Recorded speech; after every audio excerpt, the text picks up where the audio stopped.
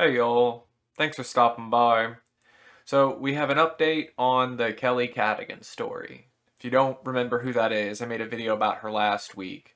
She's a up and coming political commentator who has made a name for herself as I've heard people call her a Diet Blair White. She's a transgender woman who appeals to conservatives, and she had a bit of a heel turn last week where she released some apology statement, basically said she was going to look over her political positions, said she was trying to change.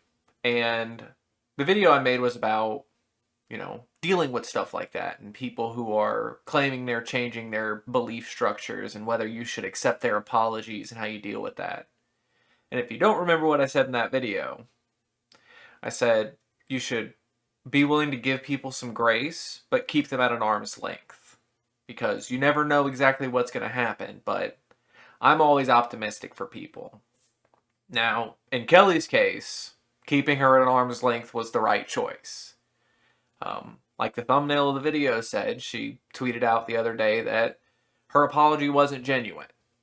She was trying to just garner favor from people, and it's disappointing to see, but it's not surprising, I'll say in the least, because yeah, she does seem like someone who's spent a lot of her time on the internet and has made it part of her life that sort of approval is necessary. Now, obviously, I can't say much about being online all the time with my username, but there's a level of what you expect from the internet, what you get out of it, and how it can affect you as a person that I think is important for all of us to sort of gauge for yourself. How is this really affecting you? How is it affecting what you believe, your self esteem? And maybe it's just good to step back every so often, give yourself a break from it, and reevaluate some things.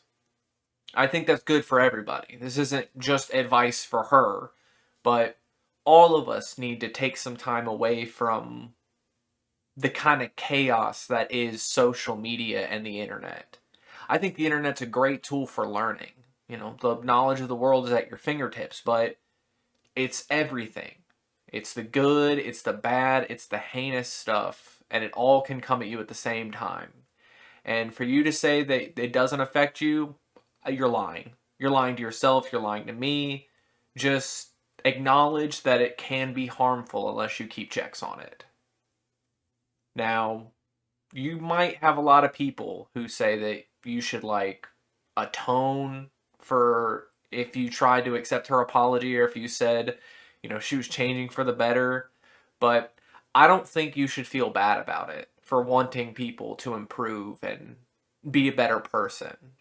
Don't let one person, don't let 10, don't let 100 people who lie about changing stop you from being optimistic about people improving themselves. You should always try and help people if you have that in you. I'm not saying you need to go out and help everyone.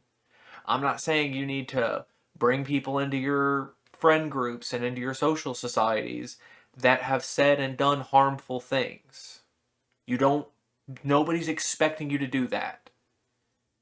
But if you have it in you to help people, to teach people, we all should be willing to do that.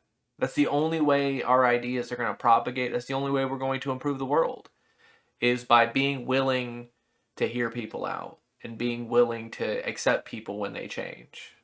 Now, as far as Kelly goes, again, the arm's length was a great idea. I'm still keeping an eye on her because, I feel like she's going to be in the social media platform system for the foreseeable future. But I don't blame any of y'all if y'all don't want to, if y'all, think poorly of her for the rest of her time on here. Because, yeah, that makes sense. Don't feel like you need to be her friend. But, I guess until the next time she decides to heel change and line up behind another political party, y'all try to have a good day.